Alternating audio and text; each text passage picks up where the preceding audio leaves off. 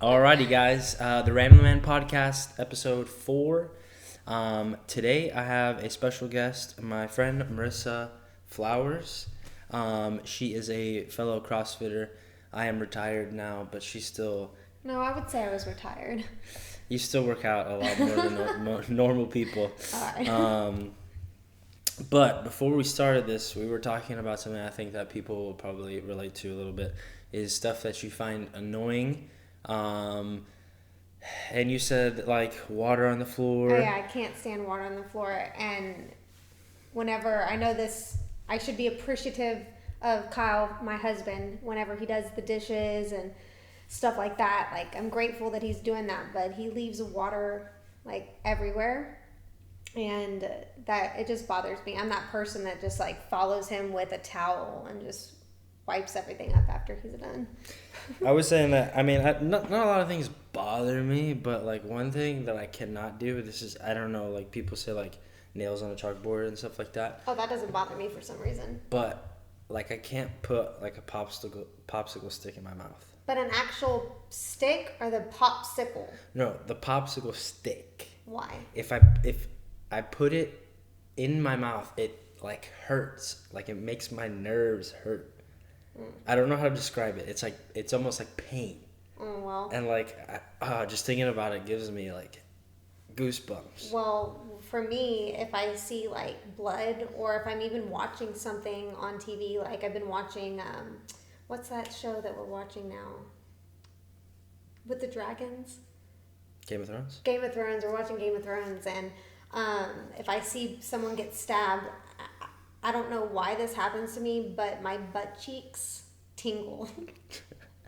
That's the most bizarre thing. I swear, and I'm not making that up. You can ask Kyle. You can ask my family. Like, it's something that's happened to me ever since I was a kid. Like, if I see blood or see somebody, like, get stabbed or something with a knife or something, like, my butt cheek tingles. That's interesting. But that's, like, really it. I mean, I don't really get bothered by a lot of things. I'm a very, like, relaxed person to begin with, so I don't know, shit happens, so it doesn't really bother me. But I mean, there's some things that, like the popsicle stick, like, I just can't stand that. Like, the sensation it gives me is, like, unbearable. I don't know how to describe it. I know that there's some people out there probably that could relate to it because they know what I'm talking about. It's probably like people that can't eat something cold on their bottom teeth. You know what I'm talking about? Probably similar sensation. It's like... Yeah, I get like that when I don't know if it's my bottom teeth or my top teeth. I can't remember. But if I eat something cold, one of those hurts. Mm. So it's probably like that sensation. I can't handle paper on my skin. No, that's weird. That probably is similar. And I noticed this when I was in, I think it was high school, and you're sitting at your desk and your teachers are passing back papers or whatever. The person in front of you is handing you a paper, and it happened to me where it just, like, brushed my arm, and that's when I noticed, like, I can't stand that feeling. I don't know. Everybody has a weird take. I mean, but it's like... something I do like is, so you noticed that I pick my eyelashes? Have you noticed that? Mm-hmm. I'm missing a bunch of eyelashes on the sides here because I can't stop pulling them out. There's a term for that. I don't know what it's called, but I discovered that I liked this when I was in gymnastics. I was probably like 10 years old. I had just got done with pink eye. I know that's really gross. But you know when you have pink eye, it's all crusty? Yeah, I had pink eye in both eyes once. Well, that fucking Not sucks. too long ago. Not too long ago. You're not supposed to be getting pink eye when you're an adult. I know. It was after Christmas Day, I got, like, the flu or something. And then my sinuses were messed up. You probably had corona. And then it got, who knows, honestly. But my sinuses got so full that it went to my eyes. So then I got, like, a viral pink eye in both eyes. Yeah, and it gets crusty, remember? I woke up with both eyes crusted shut. It's disgusting. Yeah, so I just got over pink eye when I was younger, and I had a bunch of crusties on my eyelashes, and I was on Balance Me. I don't know why the crusties were still there, but I had left them there for some reason. I don't know why. But anyways, I was on Balance Beam, and I remember I picked the crusties off, and a couple eyelashes came out with it. And I discovered I loved pulling my eyelashes out. All right. That's weird. You see how I'm missing some? I can't really tell. You Let me can't? be honest. Well, I haven't been pulling them out because of this coronavirus. I have been trying not to touch my face, so. But I do like pulling my eyelashes out. All right, let's bring up this. You said I have to bring this up because Max, it's. there's a bug in my beer. Oh my God. Okay, I got it. You're not gonna die. It's still alive. Anyways, so we have to bring this up. Okay. We're both CrossFitters. We've worked out together before. Okay. So, let me tell the story. Oh, I know. As I recall it. No, Okay. this is a good story. Okay, I asked you to work out with me. You said sure. What were we doing? And I was like, okay, this is the workout. We're gonna do it's like a 3-part workout. We're gonna do rope climbs and bench press, and then you repeat it. You do 3 rounds, and then you repeat it. And the 2 bench more press times. gets heavier. Yes, the reps go down, the weight goes up, and you do that 3 times. There was rest in between each section. The first 2 rounds. I know where you're going with this. Okay, the first 2 rounds, I'm beating Marisa. Okay. I really don't remember him beating me. I was beating her by maybe a second. It wasn't by a lot, but I was beating her. Okay. As the weight goes up on the last round, it was like the first or second set. I failed the bench press. And No! Yeah, you did. Yes. I failed the bench press, and she finished, and she's across the room, and I yelled for her to help me. I wasn't finished. So this is the story. We're on the last round, and we're both on bench press. I don't remember how many we had to do, but we're both bench pressing. And then all of a sudden, as I'm bench pressing, I hear Max call for me. So I'm not even done with my bench presses. I have to rack it, stop my workout, and go help you. And then I still beat him. I was going to die. The only reason why she beat me, okay? Was because I'm stronger. No. I'm better at heavier weight. Because I almost compound fractured my ankle. That was after I helped you. I know, but you were on 1 rope climb ahead of me. Yeah, but if I didn't have to help you, I would have been multiple rope climbs ahead of you. Maybe. But the only reason why you beat me in that instance with you helping me, even though I beat you the first 2 parts. It doesn't matter if you beat me the first 2 parts. What matters is who finishes first at the end. I guess. 2 of 3, okay? But I almost broke my ankle completely. He did roll his ankle. It was pretty awful. Came down from the rope, it hooked my foot, and I landed on it, and my ankle kissed the ground. I still finished the workout with 1 more rope climb, and she still beat me. Okay? I just like that story because what girl is supposed to beat a guy at a bench press workout? Pound for pound, you're stronger than me. Yes. Okay? I'm a big guy. I might be strong, but I'm not the most agile human being. Okay? Depends on what I'm doing. But You have nice shoulders. yeah, pretty mobile shoulders, but And he's good at handstand push-ups. For having long gorilla arms, you are a really good handstand like every time you do a handstand push-up workout, strict, kipping, whatever, it always impresses me. And handstand walking. I don't know why. It's weird that I'm good at that because you were in gymnastics, so obviously you have But you have really, really good shoulders. I have mobile shoulders, but it's just weird that with my body type, typically you probably shouldn't be. you wouldn't be good at that. Yet the things that I tend to be more efficient at in general is like gymnastic stuff, which is weird because I'm like naturally a strong guy. And what's really weird, you're a naturally strong guy, but for some reason, front squats kill you. Why front squats? They kill you. I mean, they do, but why I know. front squat? Any kind of squat.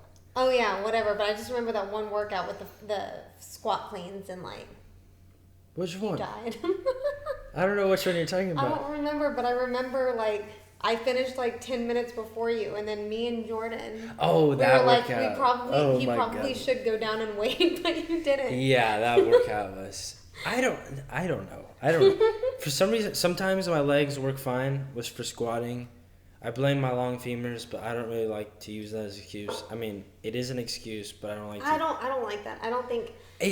I don't like when people use, oh, you're only good at this because you have short arms, or you're only good at this because you're tall, or you're only good at this because you are heavier. Like, I don't like that at all.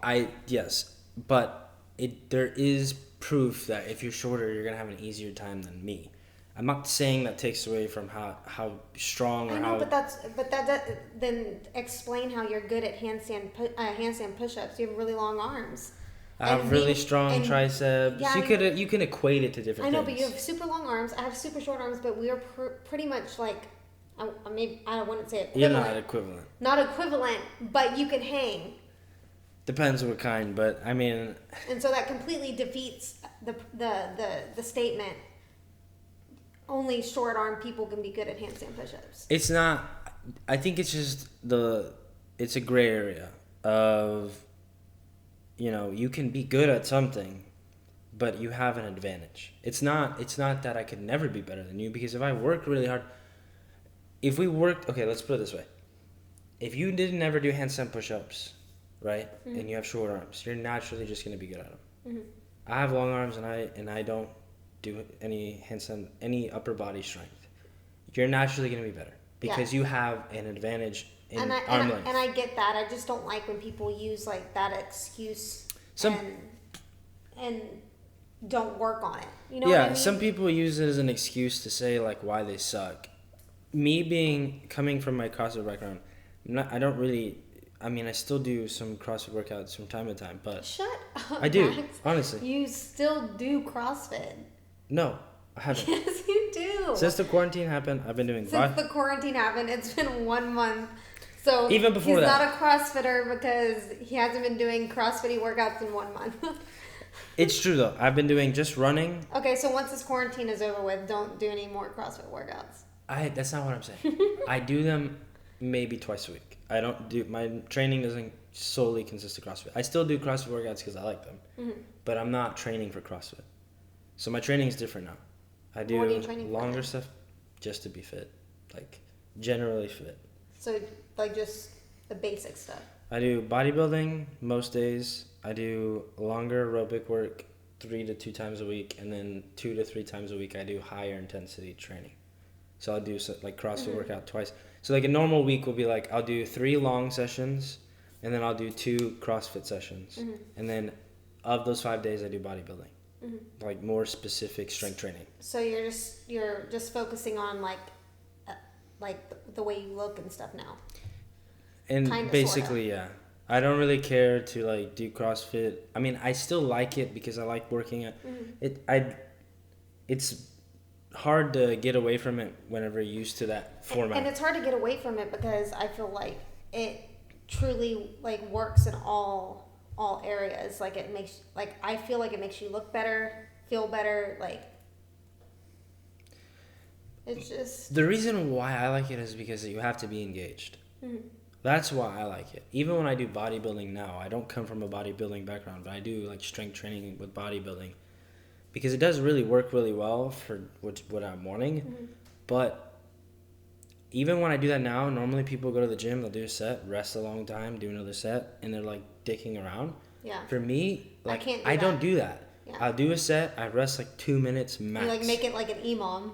I don't rest like every minute 10 curls. Basically, like I do minimal amount of rest because like it gets boring. Like there's something about sitting there. I feel that. Kyle always gets on to me. He's like, so whenever we're both following the same strength program, and whenever he does it, it takes him like hours to finish it, and then I'll be looking at the strength stuff that we have, all the lifts and stuff like that.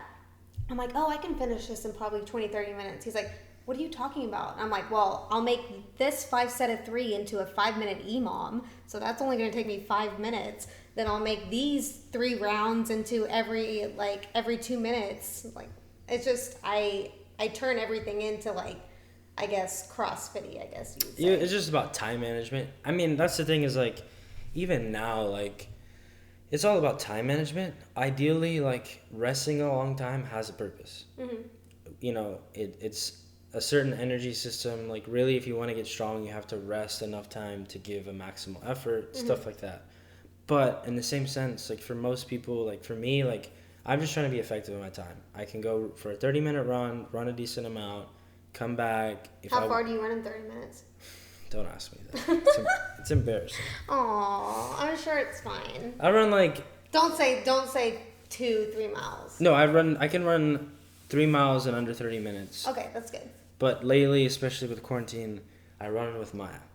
So I'm pushing her the whole time. Well, I mean, you could be like that girl that did a whole marathon pushing her twins. And she ran it, I think they said online it was like a 7-minute mile pace for the whole entire Hell no. marathon, pushing 2 children. It might have been 3 children. I don't know. There's no way.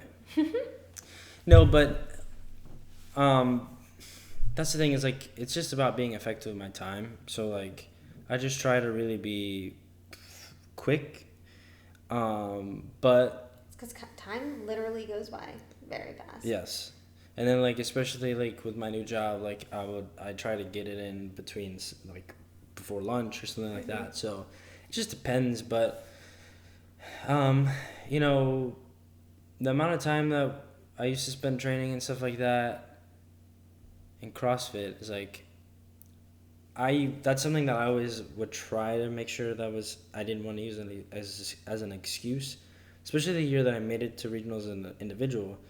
I always thought to myself, like, I can't let my limb size and my size be the reason why, or the excuse why I don't make it. Mm-hmm. Even though it was really close. Make it where? To regionals? To regionals. Games? Oh, to regionals. My plan for that was I trained really hard to make it to regionals. The first year, what for me in my mind was my plan was I make it to regionals as an individual to test it out, and then next year I know what to expect and I can really try to maybe like crack the top 10 or something like that. Mm-hmm. So it really didn't pay off for me because what ended up happening was I trained really hard.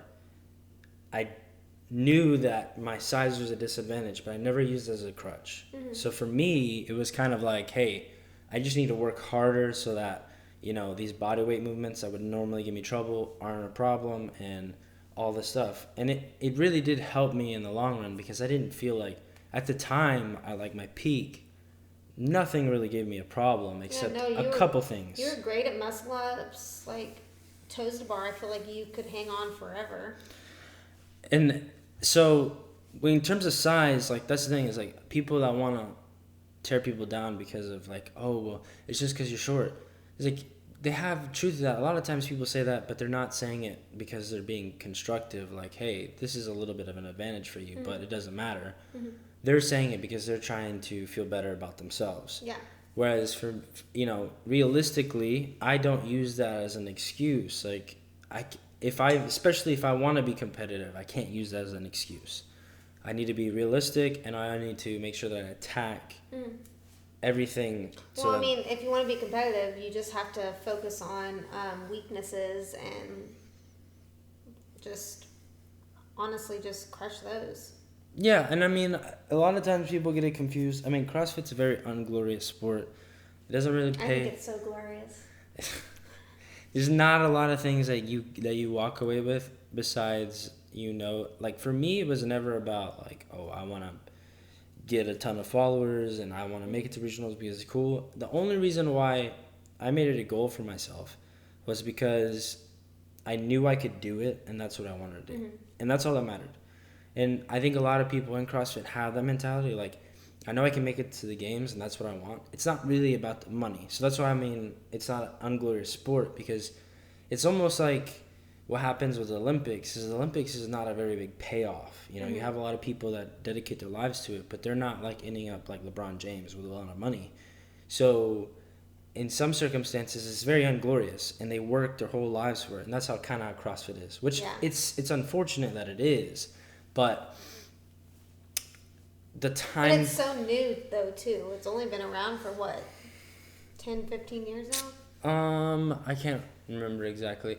I think the first, official years, it was, around in... before it got big, was, 2007, 2012. 2005. I think 2007 is when it had a little bit of, some... like the name floated around a little bit, but 12 is when it really started blowing up. But it was a different time, especially I started in, I can't tell you the exact month. I want to say it was probably November 2011, and I remember like what it was like in 2012. I remember. What was it like? I need to know because I didn't start CrossFit till 2014, I think. 2012.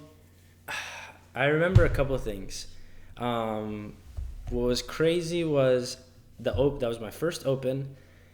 I remember my first opens. Freaking great. The first workout was 7 minutes of burpees to a 6-inch target. I remember I did that workout 5 times. One time, Stop. One time I did 5 it. times? I did it like twice in the same day. I did it in the morning and the afternoon. The last time I did it, I am not joking. I took pre-workout and Red Bull. And then when I finished the workout, that's how heart attacks happen. I got like tunnel vision and I had to like lay down and I thought I was going to pass out. The thing is, Dude, I so wish I knew you back then. That would have been freaking great. I did that and I got the same exact score. So did it pay off? No. That sucks.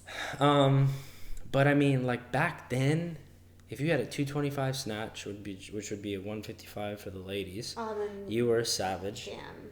I mean, if you could do any kind of gymnastics And with proficiency. now girls are snatching like 225. Yeah. So it was different. Like, and that's the thing is like, I've been in the CrossFit world since 12. So that's like, I'm like pushing 9 years. That's a long time to be in something. That is a long time. And to see the Almost weights double digits. changed. So it's crazy, you know? But I don't know, like it's just, it's crazy to see like how much work it takes now to be good at it. And it's like that's what happened to me after the last year that I when I went to regionals as an individual. Mm-hmm. I trained hard that next year and I missed it by 10 spots. And then after that, I lost my motivation because it was like I worked so hard, I felt fitter. But everybody else is getting more fit. Exactly. As well. And I'm like, I felt fitter than I've ever been, and I missed it. And then after that, it was kind of downhill for me because I just was like, is it really worth it? Like, I'm coming in here, busting my ass. But it is worth it. Like, that's my thing. Like, I don't care if I go to regionals or go to the games or anything like that. Like, I genuinely love just working out and pushing myself and feeling like I'm gonna die during workouts. Like, I love that feeling, and I don't know, to me that's worth it. It's different for me because I'm like very goal oriented. Like, I'm like, this is what I want, I'm gonna whatever it takes.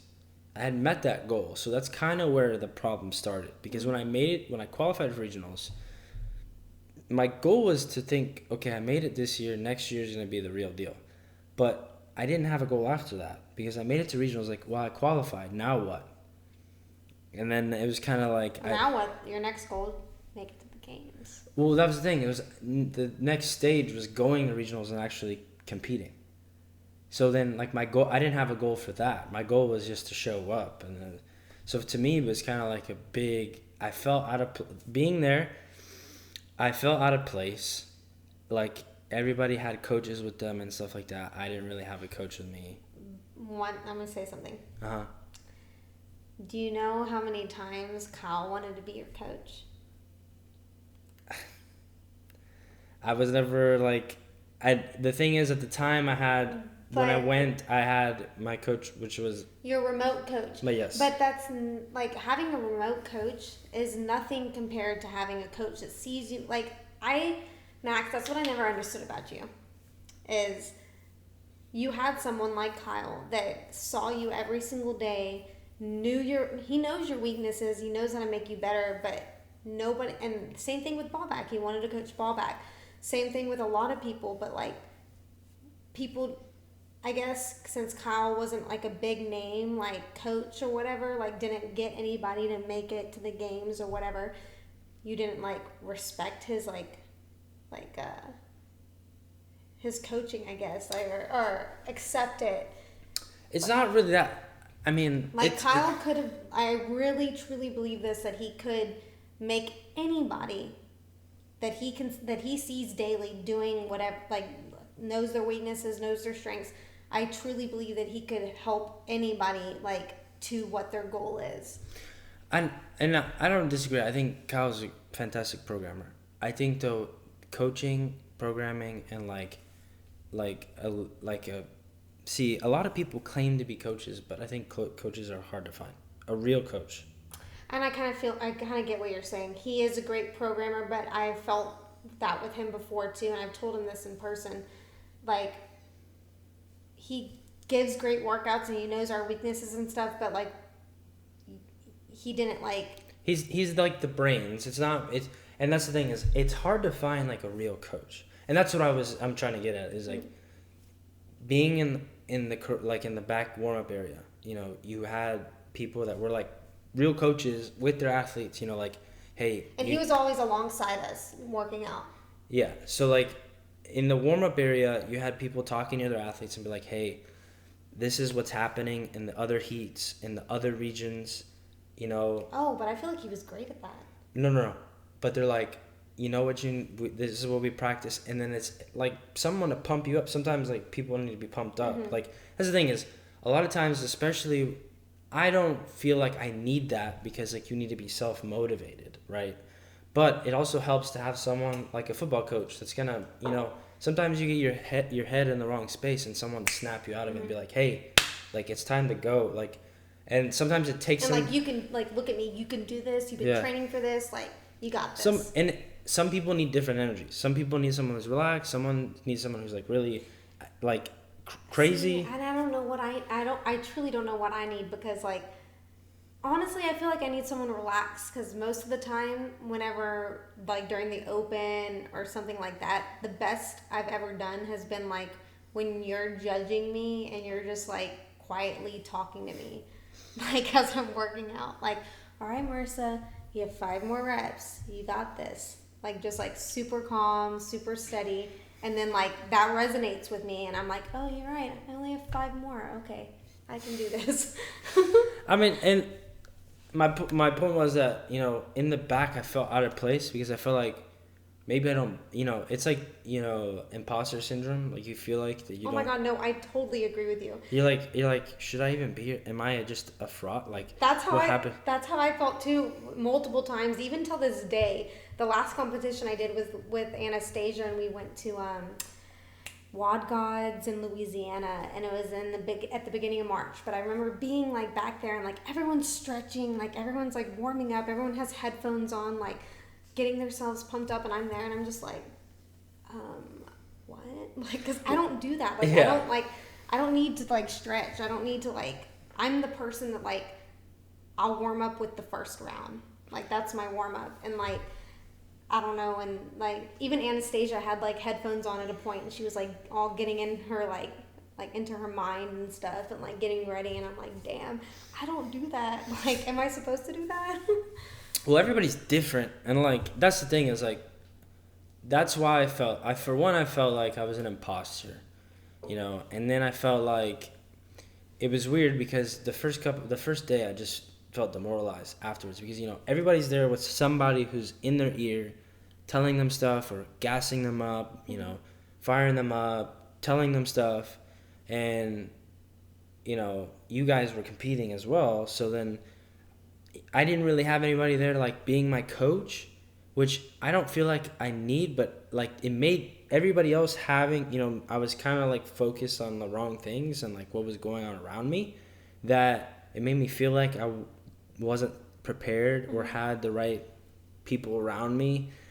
But then after I had a good event, that's when momentum changed. Like it was like, to me, it was like, maybe I do belong here. You know, it's just the events that I had, I sucked at, was, you know, it's just weak, movements I was weak at, or I wasn't prepared enough. So. And that's when like your mental training comes into play. Like you're at a competition. This is where I feel like I've always kind of, I'm not trying to like toot my own horn here or anything, but I feel like this is where I've always kind of succeeded.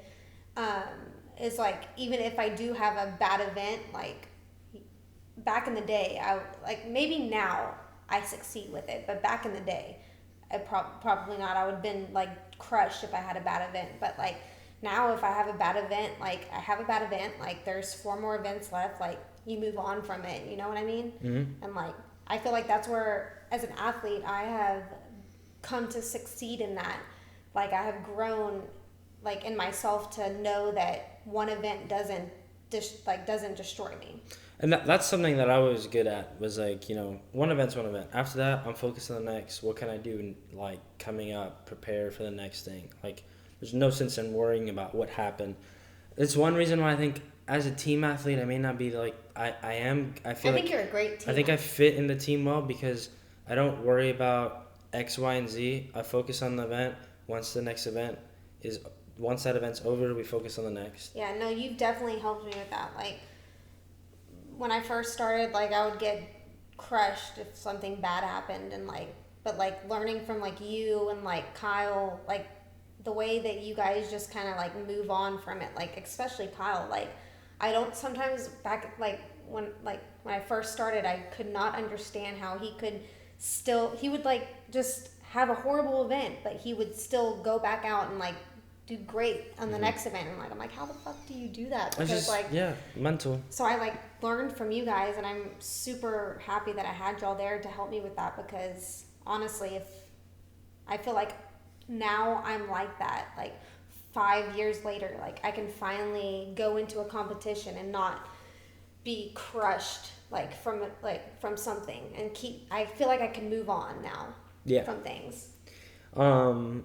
Yeah, and I mean, that's like one thing is like mentality is always probably my stronger suit in terms of CrossFit. I don't think athletically I do have, like, I'm strong and stuff like that, and gymnastics came to me naturally. I think you're super fit, Matt. But I would say my strongest suit is my mentality, like my mental state. I just have always, like, because I've never been good at anything, and I've been doing CrossFit for so long, I'm only good at... Max, you've been good at things. I'm good... No, but I've been good. I'm good at where I'm at now because I've worked so hard for so long, and that's the only thing. Hard work is the only reason why. So, like my mind had to be strong for that, because there's a lot of times where I'm like, you know, why am I doing this? Why should I do this? Why should I do this extra work or do my endurance training when I could quit? But I didn't, and it paid off. But, you know, now, new leaf, no more CrossFit. I mean, I still do CrossFit. Wait. So no more CrossFit, but are you doing jiu-jitsu still? I have not, but I definitely plan on going back. Because I remember you were like, the last couple months, you really got into it. I still love it. Like, I can't wait to go back. And I need to come watch you, because, like, I feel as if I could be a really good fighter. I should try it. No, and so before, like, CrossFit or anything, I used to run a lot, and I just, like, loved running. And the main thing I would think about when I was running was just, like, I know this is really weird, but just, like, beating people up. Like, I don't know why. No one's specific or anything. Like, I didn't have specific. I just imagined myself, like, in, like one of those circle rings or whatever. Like, the octagon. In an octagon, and, like, I feel like I just have this spirit to, like, just, like, crush someone. I guess. But, like, but be nice about it. Like, it seems like that, and then until, like, even in jiu-jitsu or any kind of martial art, it's like that till you do it, and then you realize, holy shit, I'm nobody. No. They crush you. I know I could be, like, listen, I'm a straw weight. That's, I think 95 to 105 pounds, something like that. I don't know. Right now I'm sitting at a little, like, 113. I'm heavier than I normally am, but I'm normally, like, 105. So I'm a straw weight, and I looked those bitches up, and I really think I could crush them. They're so little. That's the thing, though. I go to jiu-jitsu. I'm a big guy. Okay. Well, you have to learn the technique and everything, but I think that I would be really great. I'm a white belt, okay? I'm the lowest on the totem pole, okay? I'm a big guy. I have a good background, okay? I've come from CrossFit. I'm strong. I go in there. I'm like, okay, you know, if one thing I have is I'll be strong. then you go up against somebody. I weigh like 215. You go up against somebody who weighs like 170. And well, then that's the thing. You're not going up against someone and you obviously they're moving way faster than you because they're lighter. It doesn't matter. If I go up against somebody that's 215, it's even worse. Well, that's my point. A 170 will beat my ass. And then I go up against someone who's the same weight as me, and then it's even worse. Wow. So that's the thing, is like, it's very humbling. That's what I liked about jiu-jitsu the first time I did. Is like when I did CrossFit the first time, and then I was the last person, and it was embarrassing. But for some reason, you loved it. You're like, you got your ass kicked. I want more. You're sitting there like, damn, I suck. But you're like, I'm coming back tomorrow. Yeah. It's the same thing with jiu-jitsu. Except in jiu-jitsu, there's a little more learning. It's the same thing. You get choked out a bunch, and you're like, it was kind of fun. Like, I don't know why, but it was. I passed out, but I loved it. Exactly. It's a wild thing. But I really do want to try it, though. I think that I could be a really good fighter. And I think, honestly, I would be that fighter that, like, came out, like, I don't think I would be a timid fighter. Like, someone who, like Muhammad Ali, didn't he, like, play the game, like, kind of, like, just dance around, you know? Like, he was very technical. Like, I would be the person that came like out. The honey badger. The honey badger. I don't give a shit. I would come out, and I know this for a fact, I would come out swinging. Like, I know I would.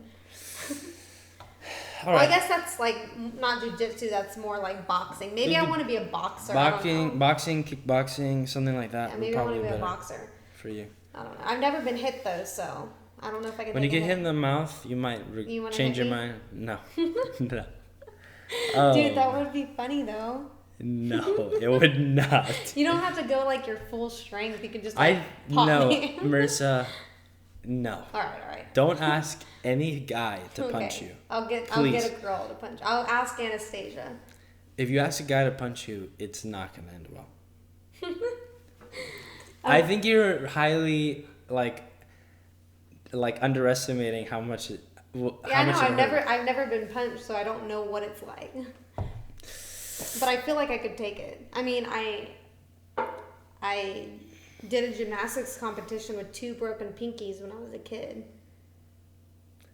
That's different. I'm trying to think. Oh, I broke a hip. It's different. Oh, dang it. Trust me. When someone... I know punching is different. But when someone has you in an arm bar and you feel your freaking no, see, I think I would let my arm break. Feeling like it's going to snap, you'll quickly... No, I think I would let my arm break. I don't know. I don't know about that one. I don't know. I feel like I would. I mean, I had my knee feel weird one time when I was rolling. But then that made me feel... I also feel like I wouldn't get into that position. Okay. Okay, damn. Maybe I do need to go try it jiu-jitsu out once this quarantine's over with. I'm a fan of trying new things. And that's the thing is, like, for me, like, now I definitely am more open to just trying things that I like. Because if I never tried jiu-jitsu, then I wouldn't know that I liked it. You know what I think you should try? What? I can definitely see you as this. You need to be like a lead singer. Oh my god. A lead singer of what? I don't know. I can picture you like doing the that stuff. Oh my god. Or like someone like, I don't know, I could see you doing that or being like Post Malone. No. I think you should try that out though. You should do something, you should try some musical thing. You're supposed to be in a band.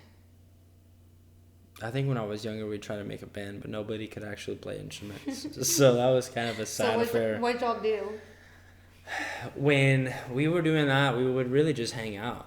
I think we had one friend that we were like trying to make a band with me and my uncle, and I was supposed to be the vocalist, and then my uncle was supposed to play guitar. The other guy played guitar. So you can sing? It wasn't singing. Oh, it was screaming. But. So you can do that though. Can you give us a little No. Why? No. But the one guy I'm that gonna could make you do that one of these days. Play guitar, he was actually pretty good, and he like wrote some stuff, and I was like, dang, this guy's actually good. And then we never did anything after that. So it was kind of a joke, but we used that as an excuse to just hang out. Like we'd be like, oh, we're making a band, and we'd tell our parents, and we would just hang out, listen to music, play video games. Dude, y'all should have definitely made a band. I didn't know a lot of people that were actually like musicians, like that were really good. I don't know how good of a writer I could have been. I think you could have been a great writer. I think that you're very deep and you don't let it show. I guess. I think you could have been a good writer. For music. Maybe, maybe not. I don't know. I'm really gonna get you to do your little screamo though. Maybe one day. That's one of the things that I've always wished I could be. Like, I wish I was musically inclined. I'm tone deaf, like hardcore tone deaf. So we can hear you sing? Sure. What do you want me to sing? No, I'm just kidding. You don't have to sing. I'll sing. I don't care. But I sing all the time. Like, all the time. I love singing. I love dancing. I'm actually a pretty good dancer, but I am not musically, like, inclined. Like, I took guitar lessons for maybe, like, a month, and I never got better. I mean, it was only a month. I probably should have kept going, but it was very frustrating. Have you ever played guitar? Playing guitar is hard. Like, your hands start to hurt. Yeah, your hands fucking hurt. And that's the thing. I don't understand, because, like, I don't mind the burn in my arms when I'm doing fucking thrusters. No, it's like, weird. Your hand starts to cramp. That's my problem when I would try to play guitar and learning chords and stuff, is like, it's like holding all those positions. It's so hard. If I spend more than 10 minutes, my hand starts to hurt, and I'm like, dang, like, okay, I'm going to stop. Yeah. That's how I am with, like, I don't understand how, like, the women that have, like, YouTube channels on how to braid hair and shit. I've tried to follow those, and I've tried to do it.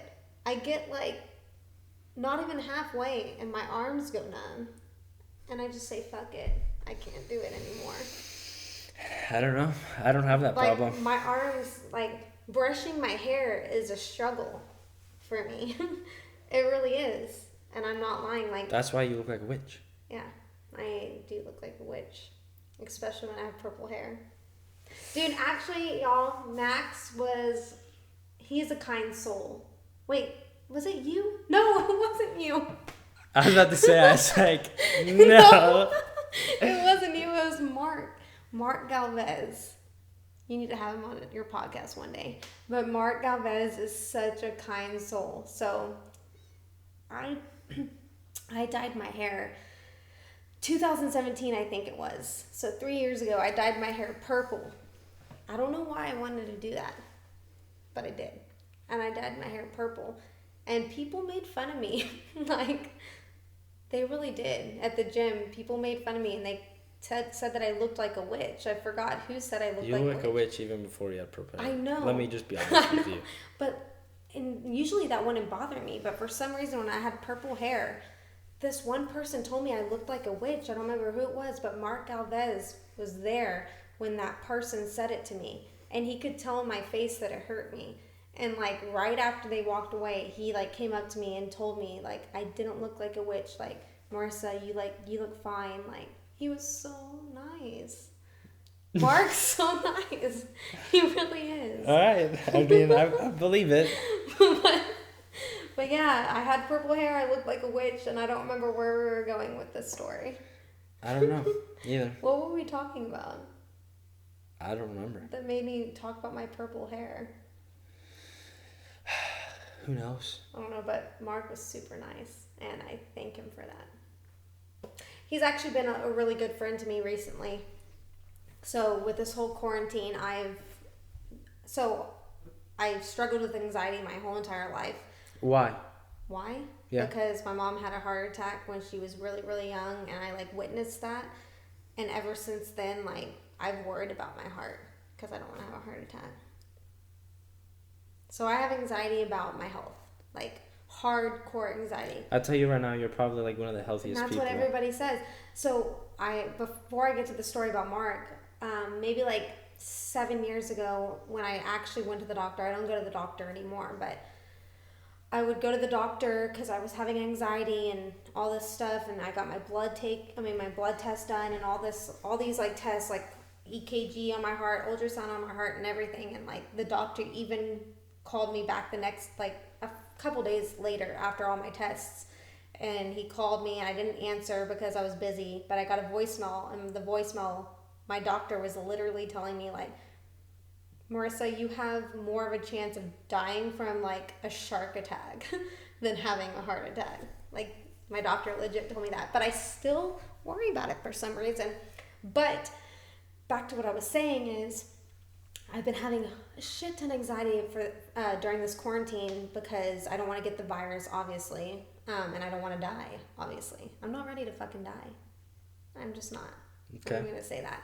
So I've been like miserable, like every little thing I feel like, shit, am I about to cough? Like, I don't know. Or like if I do cough, I'm like, damn it, I have fucking corona. And so I've been just like super anxious, and that leads into, I also have like abandonment issues. And so like from my anxiety with the corona, like freaking out about that, it tapped into my abandonment issues. So like I feel like me having anxiety, like Kyle's gonna get annoyed with me and he's gonna leave me, whatever, blah blah blah. And so I was talking to Mark about this the other day. He was over at my house and we were just hanging out playing a few board games and stuff, and like he was like, Marissa, this is what he told me. I don't know where he got this from, but it resonated with me. He was like, whenever you're digging yourself into a deep hole, like what's the best thing to do? And I was like, I don't know, but I'm definitely in a hole right now, and I'm digging myself in a deep hole right now. Mentally, I'm digging myself. And he's like, the best thing to do is to stop digging. I mean, it's true. Dude, I know. But he said that to me, and I was like, fucking Mark, you're right. Yeah. I'm going to stop digging. So every time a negative thing pops into my head, like since we had that conversation, every time a negative thing pops into my head, I'm like, no, Marissa, we're not going to dig this hole today. You're fine. Like, Kyle loves you. You're not crazy. You might have anxiety and you might be weird as fuck, but you're not crazy. And that's what I have to keep telling myself. Yeah, I mean, there's a lot of things going on. You have a lot of different things that are coming up. You know, people aren't in routines. People are in situations that aren't ideal. And it can cause you to have feelings that you otherwise wouldn't have. And that's been happening to me for sure. I mean, complement that with you're already a very on the edge type of person. Because you are. I see, that's the thing. I don't feel on the edge though. You're on okay. Like when you're one of my favorite people. Oh, okay.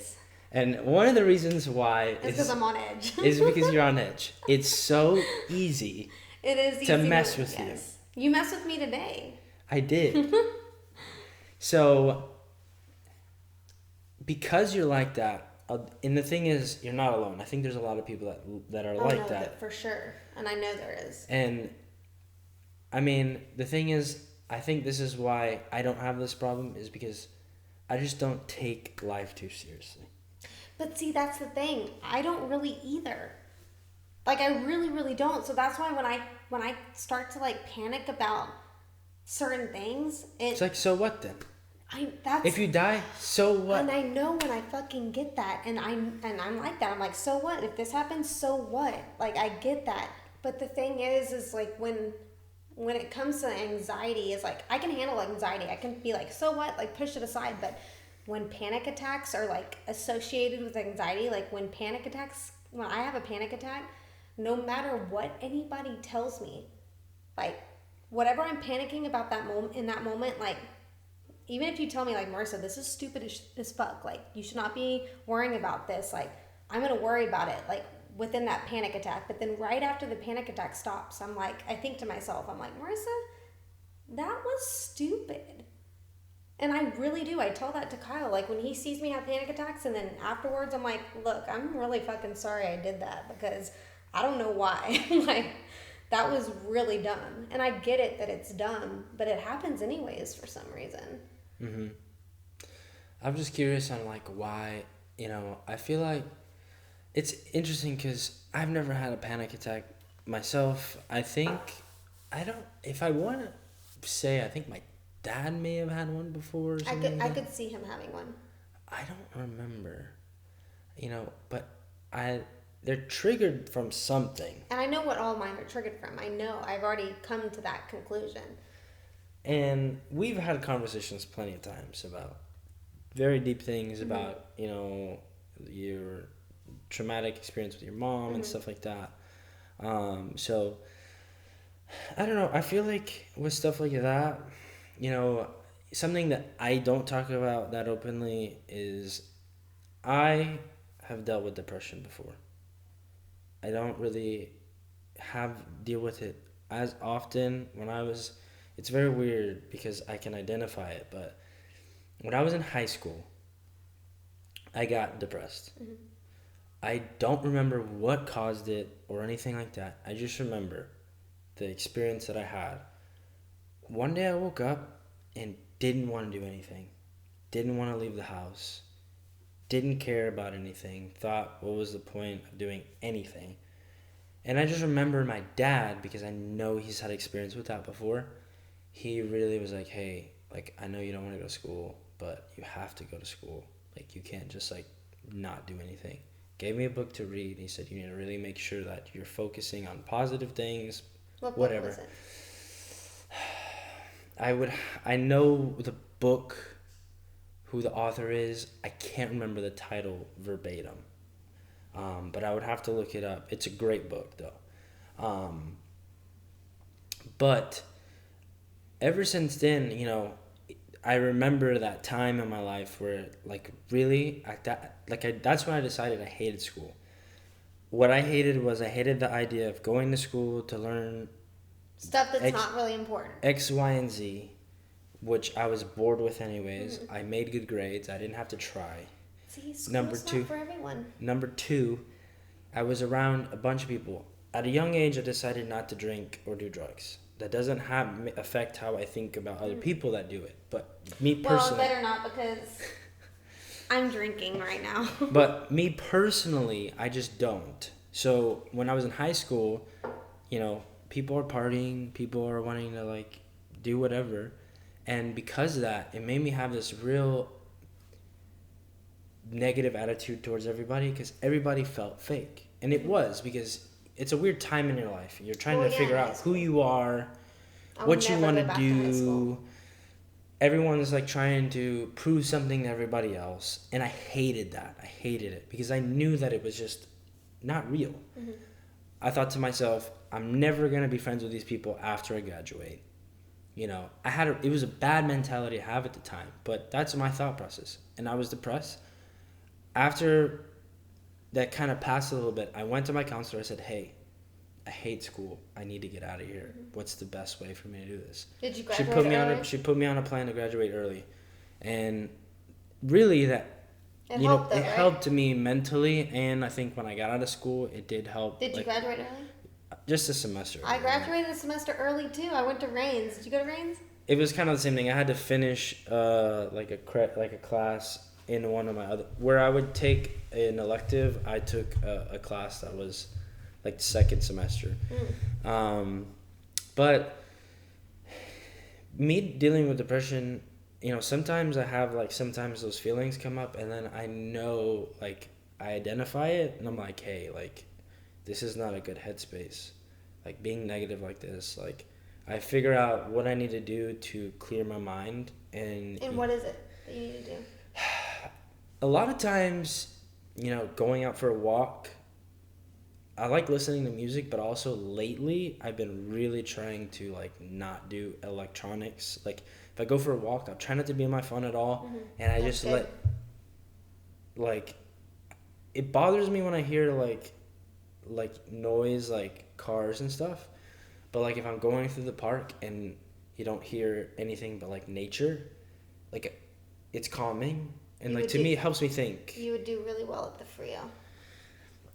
I probably would. I like nature. I've never been, like, a big nature person in nature, but I do like nature, and I'm appreciating it more because I do feel like the technology feeds a bad energy sometimes. So do you feel as if whenever you get in your, like, depressing state, technology makes it worse? Sometimes, you know, it depends. If I'm, like, having, like, negative thoughts and stuff, I'm not going to go to social media or anything like that. So what are your negative thoughts? So I know you were saying in high school your negative thoughts were like, oh, I hate how everyone's fake. Like, oh, I hate, like, like going to school and doing this because everything feels fake. I'm not going to know these people after high school. Like, so why even like bother with this? But like, what are your negative like thoughts now? I mean, they're still not the same, but it's kind of like, sometimes it comes to like the things that come up are always like, like, well, what's the point of like, we're forced, like especially the quarantine, it's easy to have the same kind of mentality. I haven't had any problems with this because I do know, like, the quarantine doesn't bother me. I don't mind being separated at home. Like, that doesn't bother me. I know some people it does. For me, it doesn't. But the quarantine brings the same, like, concept is like, what's the point of the life we live if we can't even enjoy it? And that's the thing, is like, that's like kind of the same sentiment that I had before. It's like, what's the point? You go to work all day for what? To be a slave, and you can't even enjoy life. You can't even do what you want to do, like stuff like that. Yeah. And then it's like, I feel that. Then, if it gets like really negative, it's like you're a failure, stuff like that. When I start feeling like that, then I'm just like, you know what? It's not true. I need to clear my headspace, meditate a little bit, pray, maybe, I get positive things in my mind. And then, a lot of times I just, You're really not a failure, Max. I know. In the moment, what happens is, it's like and I imagine like anxiety is the same kind of feeling. No matter what someone says, you still feel that way, and I get that. With this, it's like, the only way to explain it is like, it's like a dam, and then eventually the dam just breaks. Putting up one little 2x4 isn't going to stop the water from coming. And I imagine anxiety is the same thing. Now, for me, I know what I need to do to remedy it. If something's on my mind, I need to talk about it, especially if it's a problem or something like that. Number one. Number two, positive, meditate, get some air, walk it out, pray, whatever it may be. And then I always just like, think to myself, I just need to reset, go to sleep. The next day is a new day. Good to go. Clean slate. But the reason why I bring that up is because I feel like probably the same kind of sentiment happens with panic attacks and anxiety. Is like, it's kind of just like this snowball that just grows and grows. It really is. And like, you're like, after you have a panic attack, like, you realize like, oh yeah, that was stupid, but like, you feel like a failure because you had one. So you're like, well, what's the point? I might as well have like more, because this is who I am, right? Well, and that's the thing, is like, I bring that up about the depression thing because you have to kind of like be introspective and understand, when I have these feelings, they're not true. What do I need to do to make sure that I don't have it become something bigger than it is? Whether it's talking to someone who's going to, talk you down a little bit. I think that's the biggest And sometimes it may not be even Kyle. Sometimes sometimes you need to have someone in your life that's a voice of reason, because sometimes if it's your significant other, it gets twisted. And it stresses them out. Yeah. And I completely agree with that. Like, yeah, I come to Kyle for a lot of things, but pretty much everything. But then sometimes, like, yeah, it does get stressful for him. So I'm like, oh man, like, that's why it's good I have like friends. I fall on you. There's multiple things that I've like texted you about because I'm like worried about it or whatever. And then I fall on like Kelly Morris. I don't know if you remember her, but like, me and her talk, and like, I will go hang out with her, and I talk to some of my high school friends. Like, it's good to have like, your whole world can't revolve around one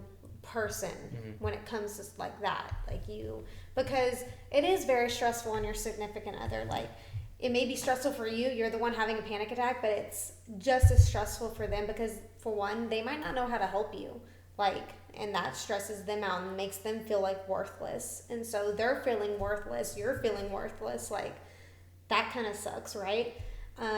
So it is good to have other people to talk to. I agree with that. Yeah, and it's kind of like asking yourself questions and stuff. This might not work for everybody, but it's kind of like what the person is gonna, when you have that person, is the same situation.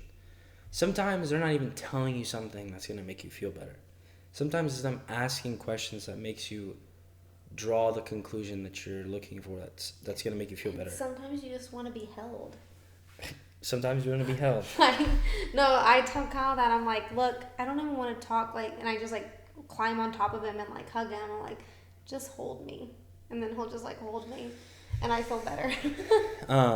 But yeah, I brought up the depression thing because I not that I've experienced it before, but I imagine it's similar, and I think a lot of people have the same kind of problems, especially right now. I think two recurring things that happen with a lot of people is they're having anxiety and they're having depression. I think those are two things that anybody can have. People could have it and not even know. You know, I think that before, when I was in high school, that's the thing, is like you don't recognize it, but then you realize like this is not a normal feeling. Feeling like this is not normal. Yeah. And it's something that you can work towards not having, or you know, it will never go. I don't believe that it'll ever go away, but you know how to keep it in check. You know, it's like your ego. You got to keep your ego in check. And that's where this quarantine thing comes, like is super horrible for some people, because the way some people keep their anxiety or depression in check is by doing things, right? By like getting their mind off things, by maybe going and getting coffee with a friend at a coffee shop, or going to the gym, or whatever it may be. And like right now people don't have that outlet, and that sucks. It really does suck, because I mean that's their way of coping with things, and right now they're not able to do that, so they're having to find different ways of coping, and that might not be super positive. Like people might be drinking, like drinking way too much, or picking up like some negative habit to cope, because they don't have their normal outlet. And that sucks. Like it really does. And I feel for those people. Like I have people that are very close to me that are struggling super, super hard. My sister is one of them. Like she's losing her fucking mind. She really is, from this quarantine. And it just, I don't know. It sucks. With that being said, it's important, I guess, that we talk about this in general, just because like you never know who's experiencing these things. You never know, you know, you might always, because this is one thing. I talked about this with Bobak when he was on, and Bobak is Scooey. Is gooey. Big Bobak baby. Big Bobak. That's his name on my phone. Big Bobak baby. The thing is like, I think of myself, I am not really a gentleman, but I think of myself as a gentleman.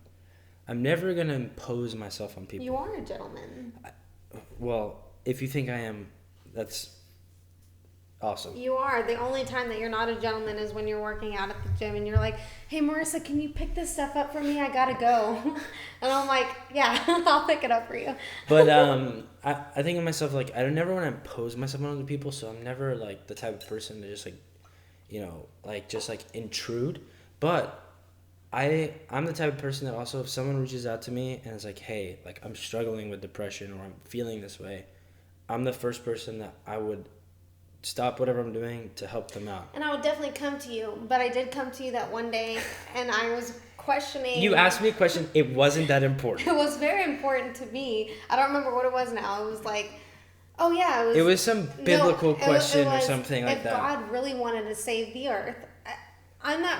I believe in God, yes, but I'm that person that I literally question like everything, and like I've been reading the Bible a lot more now that this whole quarantine has happened, and I'm really like, that's something good that's come out of this. But my question was, if God really wanted to save the earth, why didn't he just fucking save it, right? Like, why did he have to go through, like, oh, let me send my son down, let him, like, mingle around people for a little bit, and then let me, like, let him die for everybody's sins, right? Like, why does it have to be complicated like that? Like, why couldn't he just been like, oh, well, I'm going to save the world. All right, here we go. That was my question. And Max didn't text me back for like 5 minutes. That's really long. I was busy. Sorry. And so I FaceTime him, and he answered, and he's like, look, Marisa, I really don't have time for you right now. I'm doing something, but your question is stupid. It was something like that. I don't know what you said. It was like your question just, I don't remember, but it was something like. It wasn't an important question, even if you thought it was. That's important, I right? read it and I was like, this is not life or death or anything like that. But Okay. my point is, I'm the type of person, like, if someone... But wait, answer my question now. You never called me back. No, I'm not answering. I don't even remember it. But my point is, I'm the type of person that if someone were to reach out to me, like I said this with Bob Eck, I would want to be the type of person that I needed. So if I texted somebody and they were like, hey, what's up? Let me know, like, you need me to call you? I'll pick you up, whatever. I want to be the same person like that I would expect from other people. Mm-hmm. Even though I may not get it from other people, that's irrelevant.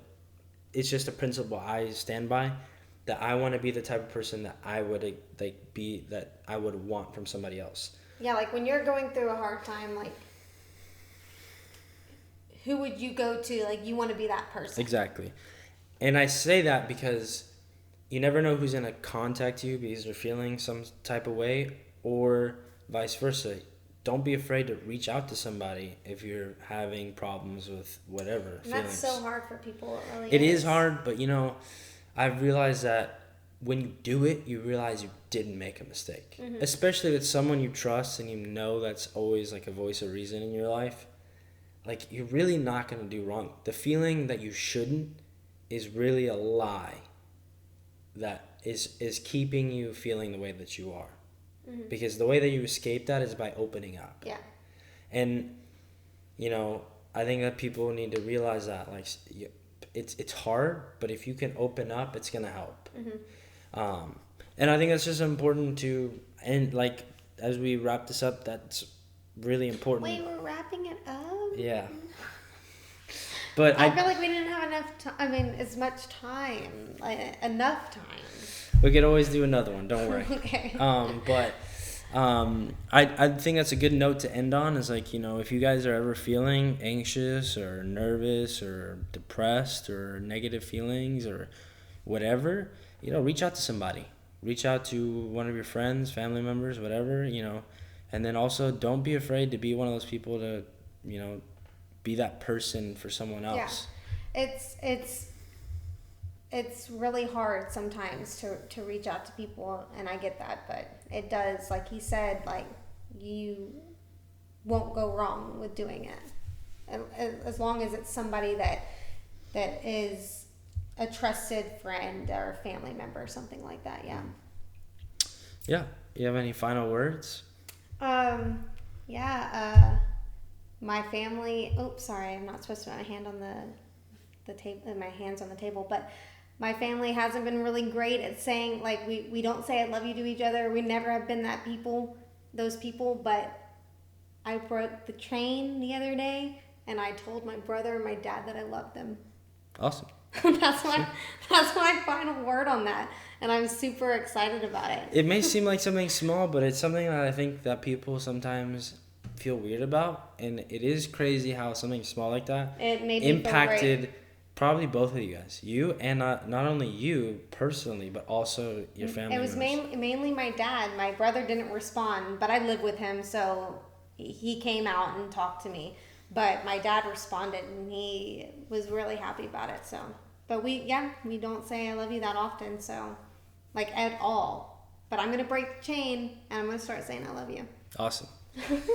All right, that's it for episode 4, and we will see you next time. If you're watching on YouTube, subscribe, like, comment, give me some topics to talk about for the next one. Wait, and also real fast, Max, I'm super proud of you because there's, like, people out there that want to start podcasts, want to start YouTube channels, but they're afraid because they're not going to have that many people following them and all this stuff. But, like, you literally just went and did it because the best time is now, and you just fucking did it. Yeah. And who cares if you don't have a lot of people right now, and you're going to get a lot of people eventually. And the first step is just start and keep going. Even if I don't get a lot of people, I'm just doing it because I like it.